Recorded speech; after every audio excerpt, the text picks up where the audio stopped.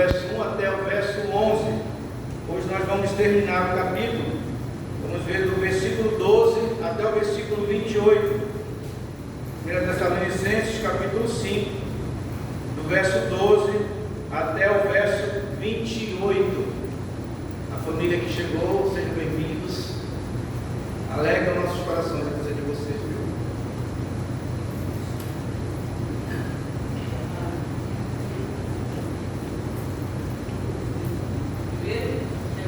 1 Tessalonicenses, capítulo 5, do verso 12 até o verso 28.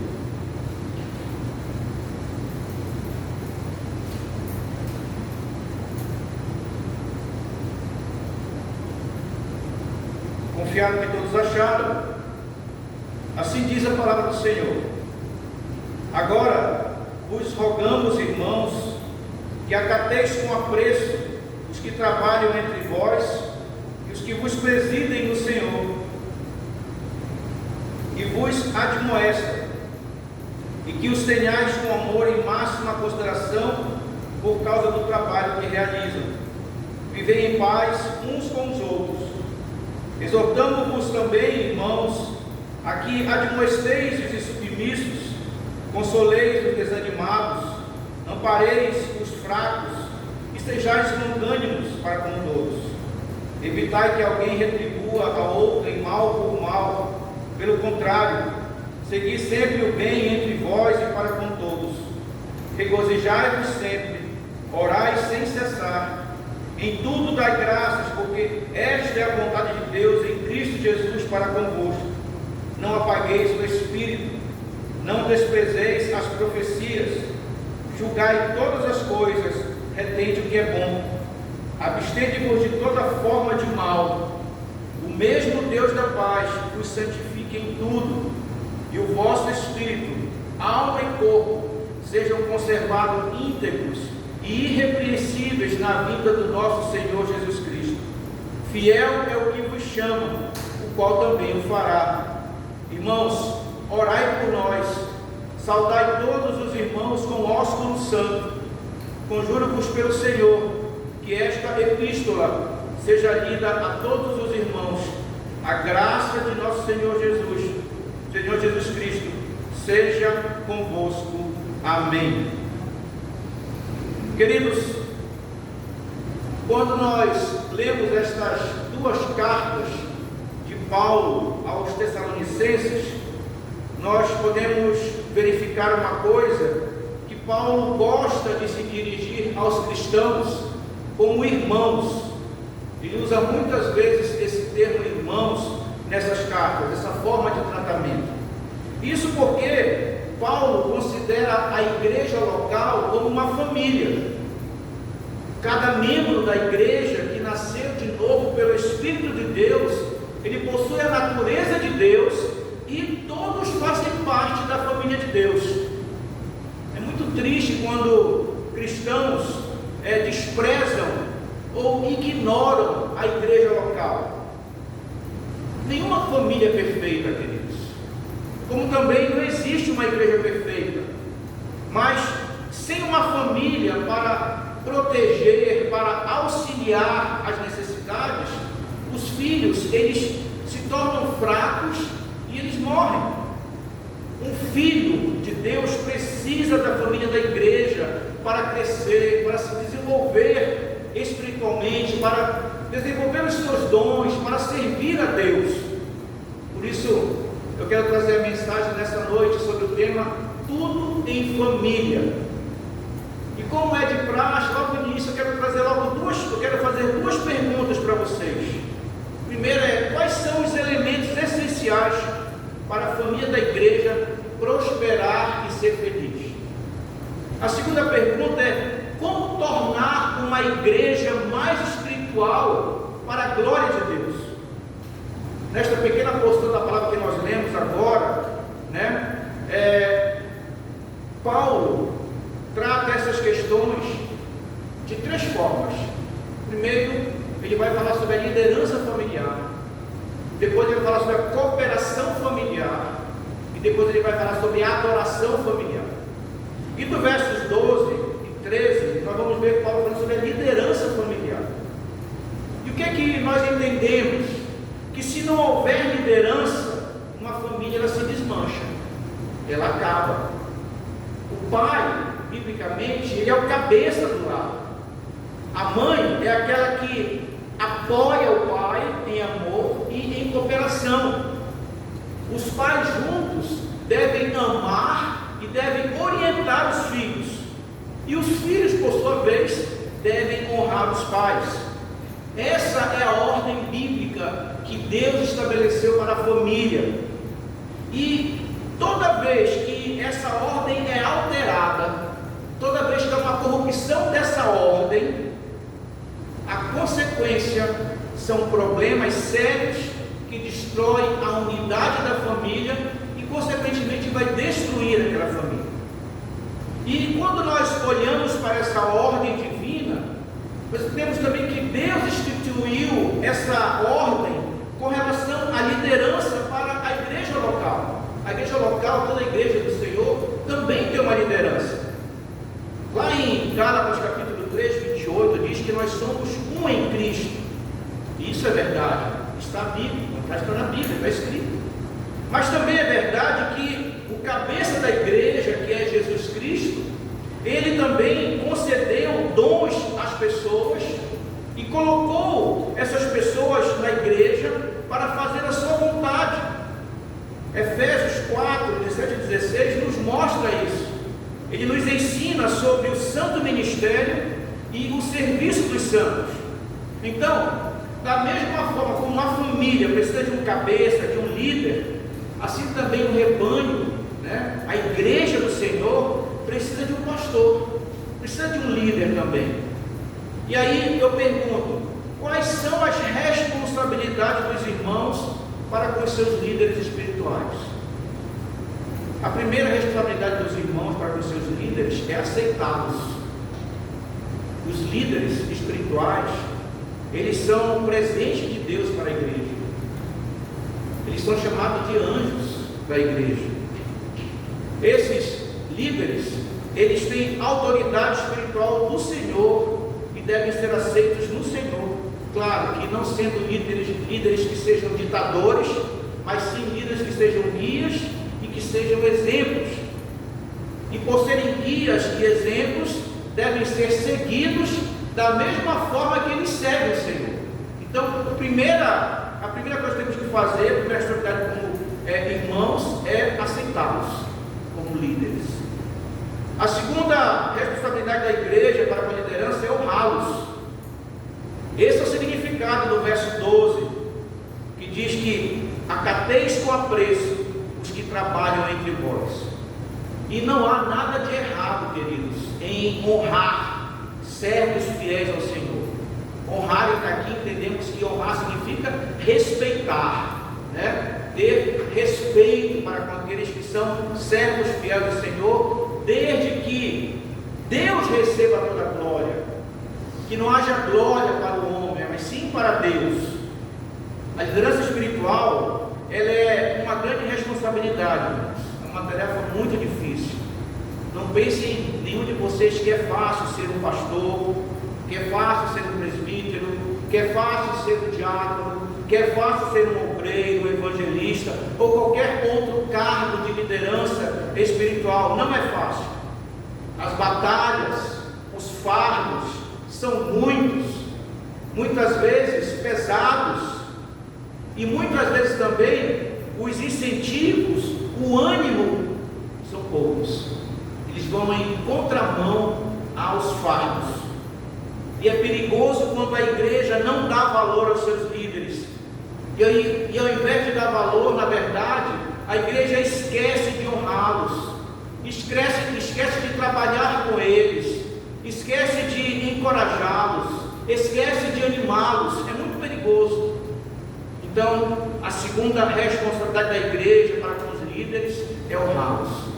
A terceira responsabilidade para com os líderes é amá-los. Porque entendam, irmãos, que como líderes, como irmãos, os líderes, eles estão entre nós, eles são um de nós. Mas como líderes, eles estão sobre nós, no Senhor. não porque eles sejam melhores do que nós, mas é o Senhor que os coloca na posição acima de nós, na questão de liderança.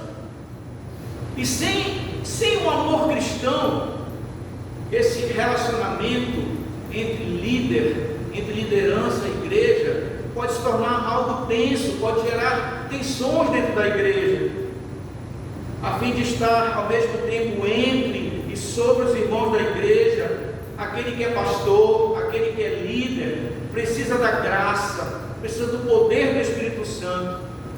E se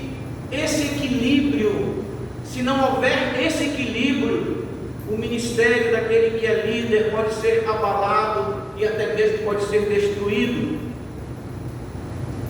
Algumas pessoas da igreja, alguns membros da igreja, eles querem muitas vezes que seu pastor seja seu colega. Mas isso é complicado, porque muitas vezes essa relação de coleguismo, isso atrapalha, isso enfraquece a autoridade da liderança.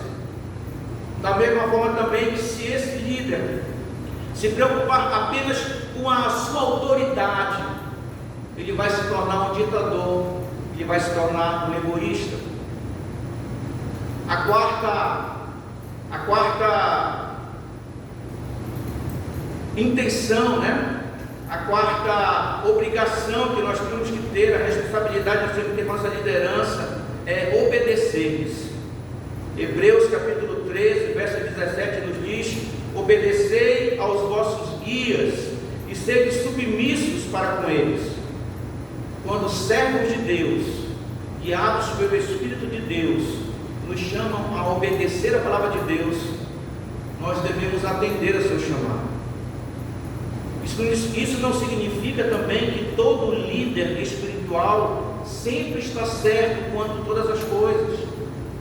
Se vocês lembrarem, Abraão, Moisés, Davi e até mesmo o apóstolo Pedro, eles erraram.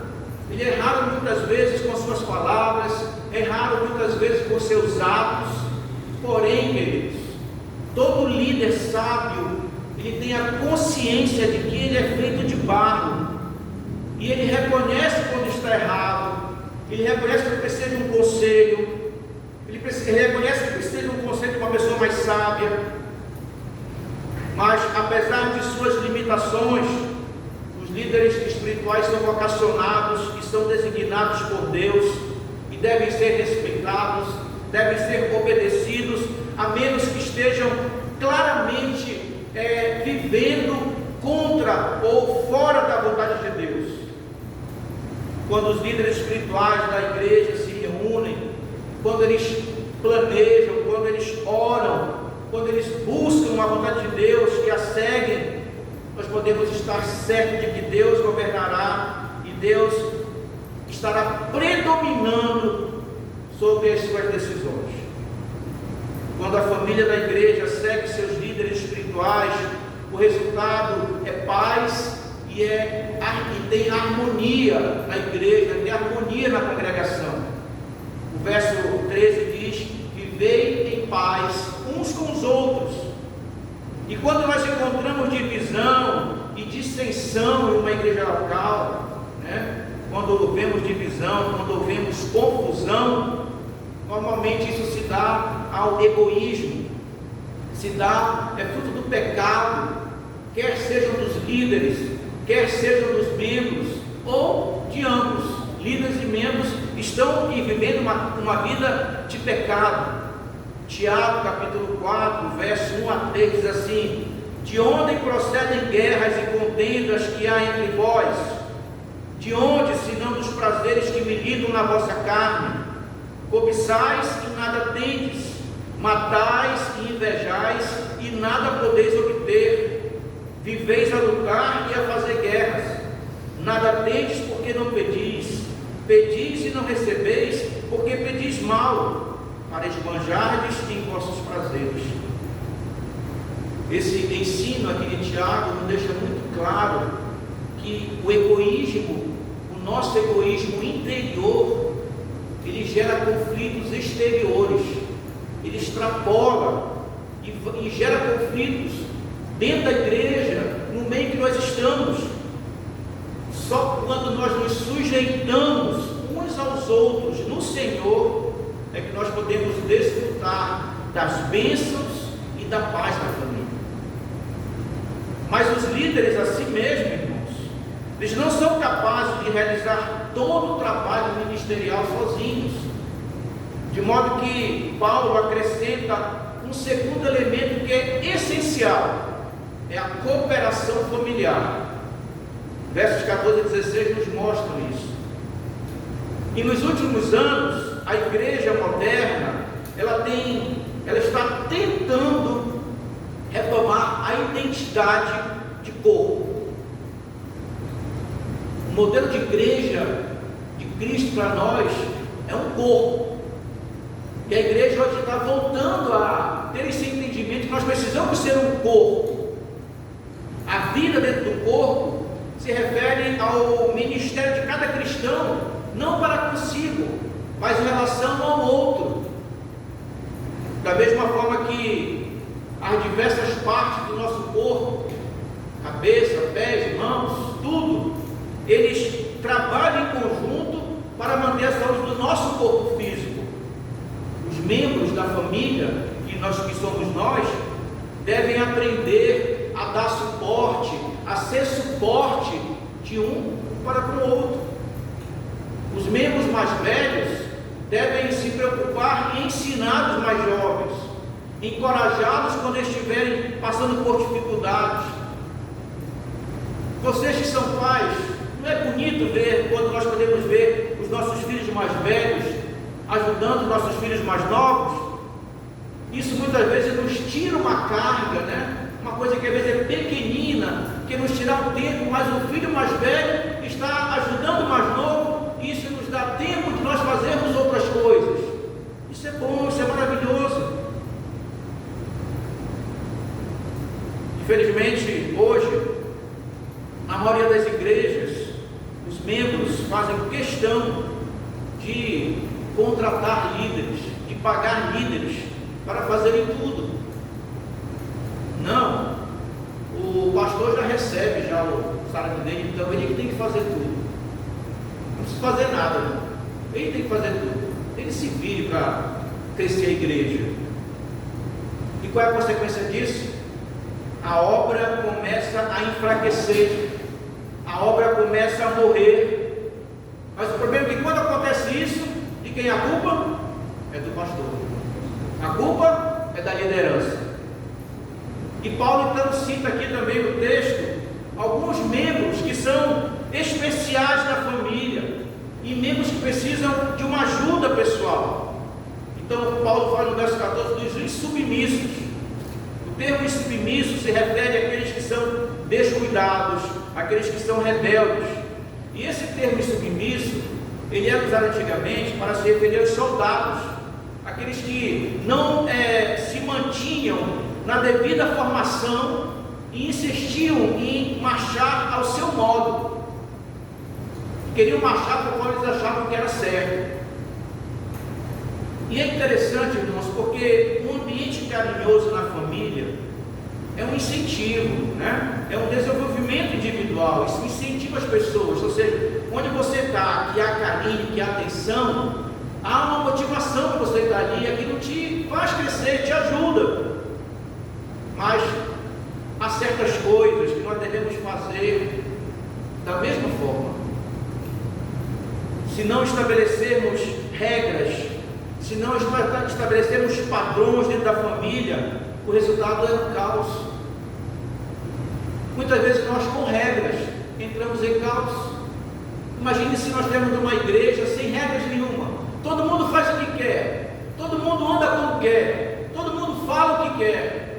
Imagine qual seria o caos. Imagine o culto agora, cada um falando o que queria, fazendo o que quisesse. Um está virado para cá, outro está virado para lá, outro está virado de lado. Seria um caos. Então, nós precisamos entender que é necessário que nós cuidemos daqueles que são descuidados, daqueles que são rebeldes. É muito triste ver um filho quando ele se rebela contra as regras.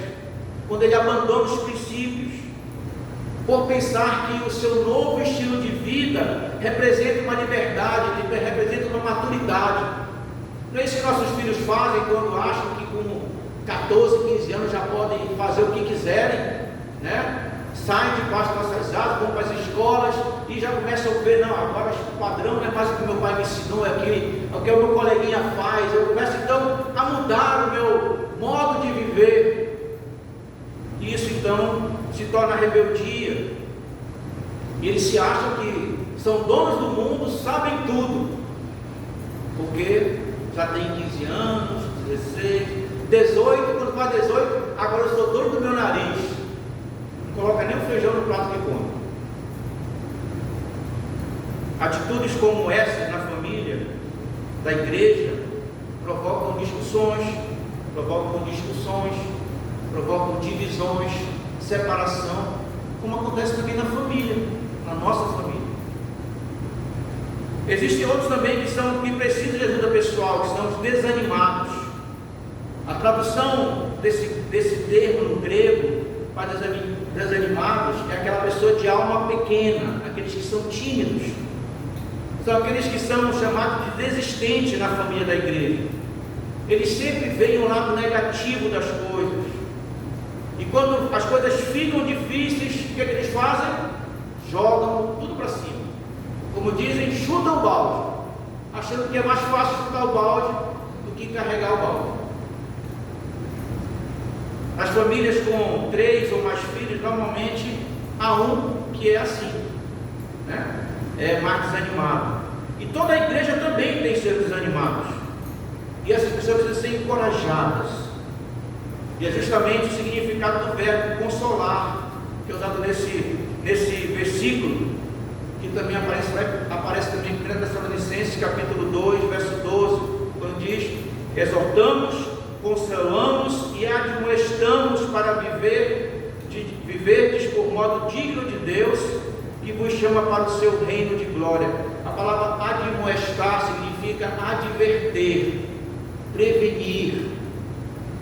Em vez de repreender os animados de longe, a melhor coisa que nós podemos fazer é nos aproximar deles, lhes falar com ternura, lhes falar com amor. Isso nós devemos também ensinar aqueles que têm alma pequena, né, que são tímidos, ensinar que as provações da vida, elas contribuem para o nosso crescimento, contribuem para o fortalecimento da nossa fé. Os outros também que são citados no verso 14 são os fracos, e a tradução literal é: segurem os fracos com firmeza e não deixem que caiam. Mas quem são esses fracos que Paulo está se referindo aqui? Sem dúvida aqui Paulo não está se referindo a ninguém que tenha problema com uma deficiência física e que impeça de ele fazer o que uma pessoa normal faz.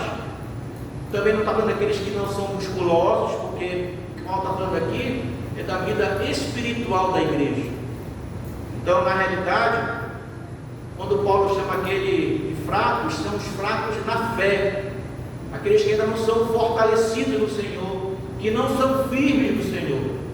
Esses também precisam de um cuidado especial daqueles que são fortes na igreja. Em nossas igrejas hoje, existem pessoas fortes e existem pessoas fracas. Da mesma forma que em algumas famílias também existem aqueles que amadurecem mais rápido do que os outros. E entendendo isso, de que maneira nós temos que tratá-los? Vamos desprezá-los? Vamos dizer assim: ah não, esse aí já está perdido, não tem, entregue para Deus. É assim que a gente faz? É assim que a gente faz com nossos filhos? Não. Nós temos que tratá-los com paciência e amor, com o intuito de lhes dar segurança. Eles precisam se sentir seguros. É injusto, é insensato quando nós queremos fazer comparações. Quando um pai compara um filho ao outro, isso é terrível. Isso é terrível, é injusto, porque nenhum filho é igual ao outro. Nenhum filho amadurece ao mesmo tempo que o outro. Nenhum filho é desperto do mesmo modo que o outro. Qual é o nosso dever? É dar apoio, é dar suporte aos cristãos fracos, da mesma forma que nós damos suporte aos nossos filhos que são mais fracos. A nossa obrigação, nosso dever é ajudá-los a ficar em pé, é ajudá-los a andar no Senhor. Essa é a nossa obrigação como cristãos. Mas esse ministério pessoal, essa obrigação pessoal, irmãos, não é fácil, não é nada fácil. Por isso Paulo nos dá alguns conselhos sábios para nos ensinar e para nos encorajar. Primeiro, Paulo diz no verso 14: sejam longânimos, ou seja, é preciso ter paciência para criar uma família. Quando você se casa e tem filhos, precisamos ter paciência com os nossos filhos até que cresçam. Muitas vezes precisamos ter paciência com a nossa esposa, as mulheres precisam ter paciência com seus maridos, para que a família cresça, para que a família fortaleça, para que se crie verdadeiramente uma família. Os membros que são mais fracos necessitam de mais ajuda. Porém, esses que são mais fracos, um dia eles podem se tornar pessoas fortes, podem se tornar excelentes líderes, de modo que nós jamais devemos desistir de nenhum deles. Sabem aqueles que muitas vezes dão trabalho na EBD, que muitas vezes nosso desejo é que eles fossem mais interessados, mais despertos, que tivessem mais vontades. Em alguns casos, um deles será um grande líder da igreja. Muitas vezes, em alguns casos, um desses será um grande pastor, será um grande pregador. Por isso nós precisamos ter paciência para ensinar aqueles que são mais novos. Precisamos ter paciência para ensinar aqueles que são mais fracos, que são débeis na fé. Há outro ensino que Paulo nos dá para nos encorajar, é atentar para a motivação, porque é muito comum, queridos, quando nós vamos ensinar os outros, haver rejeição, né? Não, eu não quero ser ensinado, eu não preciso ser ensinado, já sei tudo, eu não preciso disso, e acabamos sofrendo uma oposição. Alguém, porque eu quero ensinar alguém, a pessoa se opõe a mim. Muitas vezes esse ministério, esse ensino não é devidamente valorizado, mas é preciso servir em amor e estar pronto para perdoar, estar pronto sempre para perdoar. Se nós formos motivados pelo desejo de ser valorizados, elogiados, nós acabaremos muitas vezes decepcionados. Se o meu objetivo em ajudar alguém é buscando reconhecimento próprio, se esse reconhecimento não vier, eu vou ficar frustrado, eu vou ficar chateado. Eu falo, nossa, eu ajudei tanto aquele irmão, nem consideração comigo.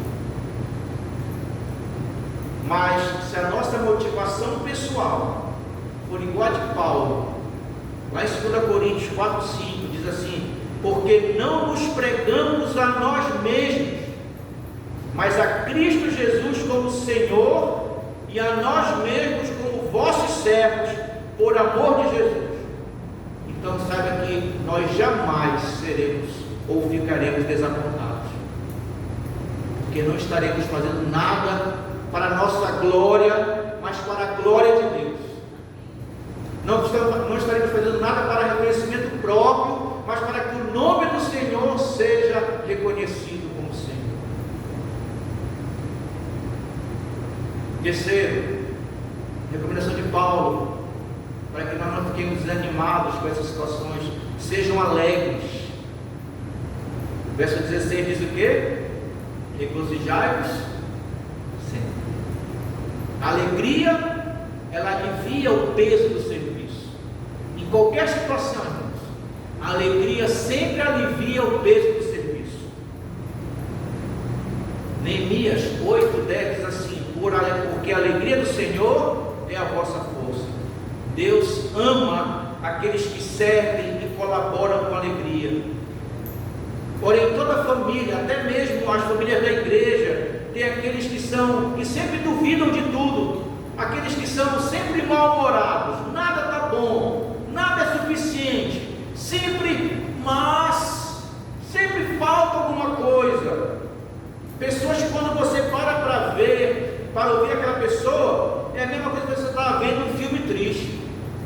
Ou então a mesma coisa que você entrar num lago frio, com água fria, no dia de inverno, você sai congelado, porque essa pessoa não tem ânimo, ela não é feliz.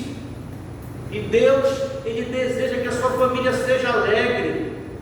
E isso significa que cada membro desse corpo deve contribuir com essa alegria, com a sua alegria. Devemos ser alegres, irmãos. Nós somos salvos em Cristo. Qual é a maior alegria que você tem na vida do que essa? Não existe. Nada pode nos dar mais alegria. O que é que diz o salmista no Salmo 122?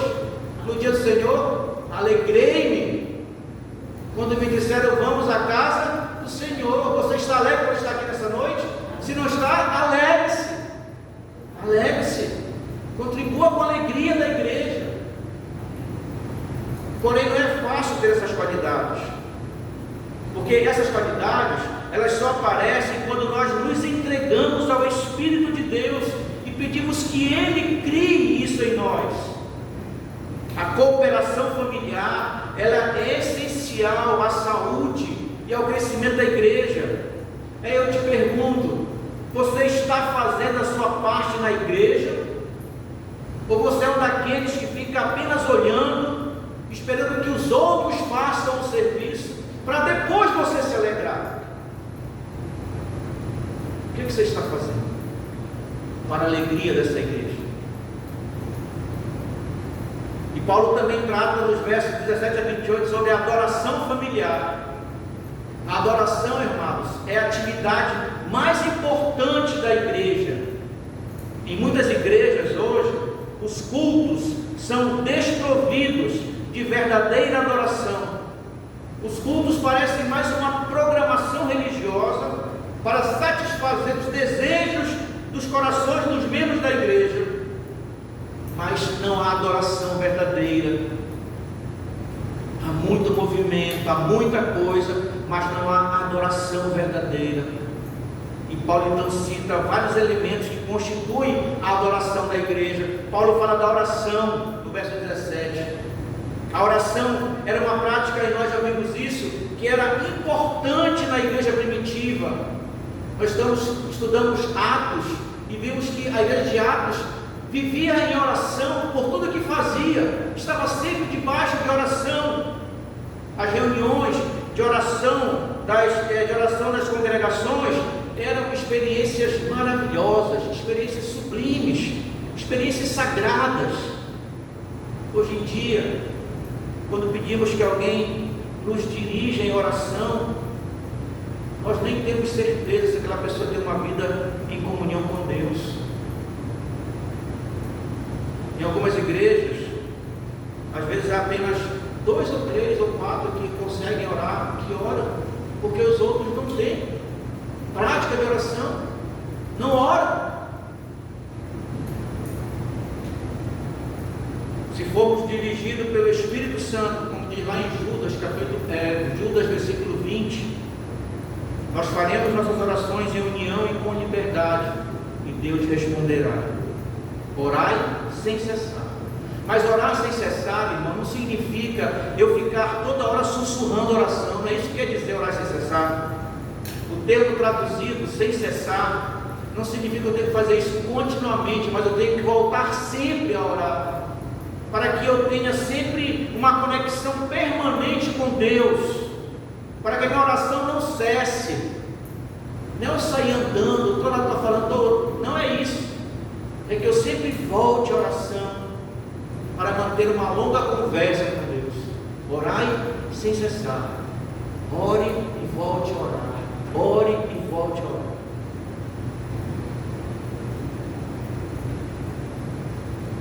O segundo elemento da oração familiar é o louvor.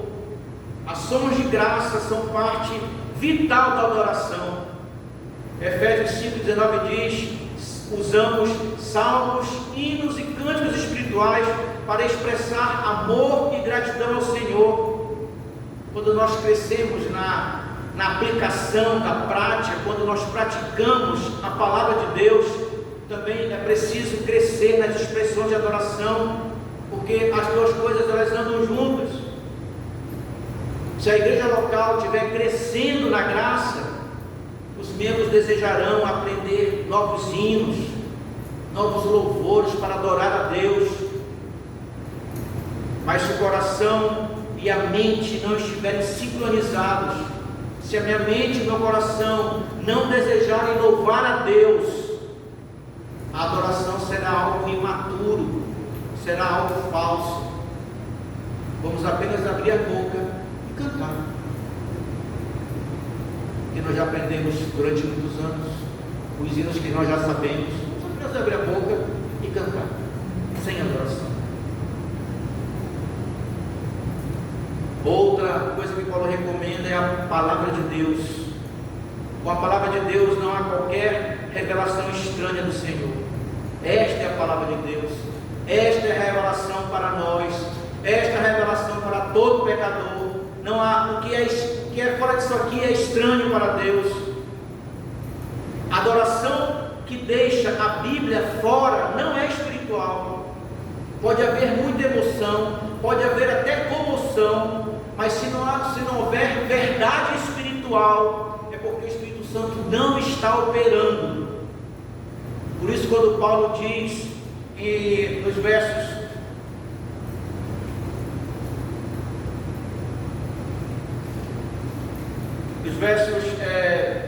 quando Paulo diz: não apagueis o Espírito, não desprezeis as profecias, julgai todas as coisas, retende o que é bom. Quando Paulo diz essas três advertências, essas advertências elas andam juntas e ajudam a entender de que maneira o Espírito Santo opera no culto cristão. O termo apagueis, Paulo aqui está retratando o Espírito como fogo. E o fogo, ele transmite a ideia de pureza, de poder, de luz, de calor e também de destruição. Mas quando o Espírito Santo opera em nossa vida, em nossa igreja, há calor do amor no coração, há luz para a mente e energia para todo ato de decisão. O Espírito Santo se une a nós para que haja harmonia, para que haja cooperação, e nos purifica e nos faz deixarmos o pecado. Não se pode permitir que o fogo do Espírito se apague no altar do nosso coração. Devemos manter a devoção a Cristo, que nos motiva a encher a nossa vida de energia. É importante que nós desejemos que o Espírito Santo de Deus ensine a palavra de Deus quando nós nos encontramos para adorar. Porque é muito bom compartilhar das coisas de Deus, é maravilhoso, mas nós precisamos ter algo importante a dizer sobre a palavra, precisamos conhecer essa palavra. Infelizmente, hoje, algumas reuniões, além de serem pobres da verdadeira adoração, da verdadeira espiritualidade, elas estão necessitadas da palavra de Deus. Para sermos capazes de ensinar, precisamos estar dispostos a aprender. Eu só posso ensinar aquilo que eu sei. Devemos ter cuidado com o espírito falso, que pode produzir em nós um caminho errado e fazer a igreja desviar do seu caminho. Precisamos seguir a palavra de Deus, precisamos julgar. Esse julgar aqui é avaliar todas as coisas e reter o que é bom.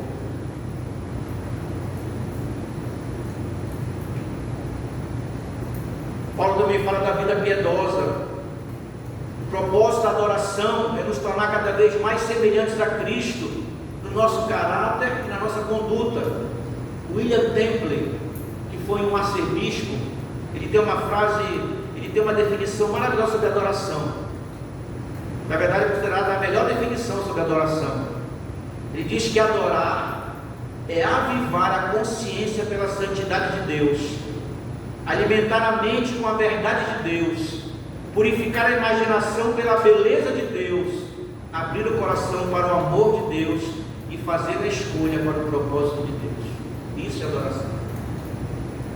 E também Paulo nos fala da comunhão cristã.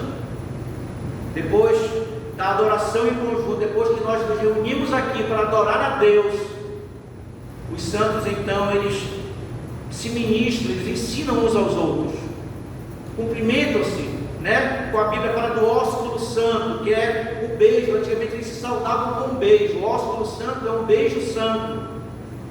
Eles se cumprimentam e procuram encorajar uns aos outros. Eu já tive uma congregação, nós já tivemos uma congregação, irmãos, que quando terminava o culto, era eu dizer amém, quando eu olhava para frente eu não tinha mais ninguém na igreja. O pessoal parece que fugia um dos outros. Amém, quando abria estava vazia a igreja. O pessoal que parece que tinha medo um dos outros, eu tinha medo de mim, um dos dois, né? Sabe que a comunhão, ela faz parte da adoração. A comunhão, ela faz parte da adoração. Quando nós nos reunimos em comunhão, nós estamos adorando a Deus como igreja. Concluindo, queridos, Paulo nos dá lições preciosas para a vida cristã nessa carta, nessas duas cartas. E Paulo nos apresenta aqui as marcas de uma igreja saudável e de um ministério ideal. Demonstra provas que indicam uma fé genuína, nos exorta para uma vida de plenitude e nos mostra atitudes que o cristão deve ter enquanto ele aguarda a volta de Cristo. Nós somos membros uns dos outros, fazemos parte da mesma família e nós precisamos nos empenhar em manter um relacionamento saudável entre nós, porque isso vai produzir glória de Deus, glória para Deus, e vai produzir também o crescimento do corpo e o crescimento saudável, um crescimento alegre. Sendo assim, sobre a comunidade, sobre a congregação, sobre a igreja, nós podemos fazer algumas aplicações práticas seguindo os ensinos de Paulo. Primeiro, sejam respeitosos com seus líderes, né? Como cristãos, nós devemos nos dedicar em acabar, em eliminar conflitos que há entre nós. Lembre-se que a paz é fruto do Espírito, e quando há paz entre irmãos, Deus derrama bênçãos sobre a sua igreja. Segunda aplicação, sejam cuidadosos uns com os outros. Há uma necessidade de haver na igreja uma colaboração com a liderança, onde cada um faz a sua parte.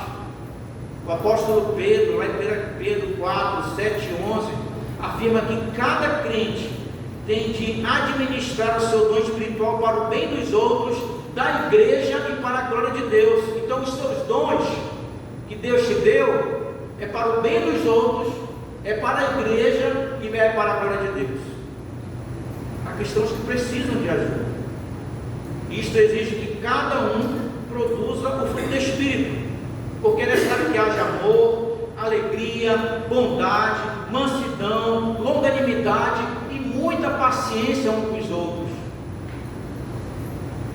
Paulo diz no verso 15: e que tenhais com amor em máxima consideração por causa do trabalho que realizam, vivei em paz uns com os outros. Nós somos chamados a ser bênção na vida uns dos outros. O nosso papel não é de vingança. A nossa vingança pertence ao Senhor. Nós somos chamados a ser bênçãos. Terceira aplicação: sejam zelosos com a sua vida espiritual. É necessário, é importante não desprezar a nossa vida com Deus. Às vezes nós nos envolvemos com o nosso ativismo, no nosso dia a dia, ativismo na igreja, a ponto de nos esquecermos da nossa vida espiritual. Jamais esquecemos que a prioridade da nossa vida é comunhão com Deus. Não adianta me envolver nas atividades da igreja. Tem crentes que, além das atividades da sua igreja, toda atividade que tem de igreja, ele está lá, se envolve, é ativista. Não adianta me envolver com toda atividade da igreja, se não for para a glória de Deus, se isso não trouxer crescimento para mim, não adianta nada. A intimidade com o Senhor é para aqueles que o amam, é para aqueles que o buscam. Esses terão intimidade com o Senhor. Então, irmãos, nós temos aqui atitudes que nós devemos ter com em nosso relacionamento com Deus. Primeiro, alegrai-vos sempre, orai sem cessar, sede gratos por todas as coisas, não desprezai o ensino de Deus, não apagueis o Espírito e evitai tudo que é mal. E com relação à igreja, a vida da igreja deve ser marcada pelo respeito aos líderes, pelo cuidado, pelo amor fraternal, mas acima de tudo, pelo zelo de uma vida com Deus. Essa é a mensagem dessa noite para nós. Que nós tenhamos, façamos tudo o que temos que fazer, mas sejamos zelosos para a nossa vida com Deus. Que o excelso Senhor, o maravilhoso Deus, continue a nos abençoar. E aí toda honra, toda glória e todo louvor. Amém. Vamos orar? Santíssimo Deus,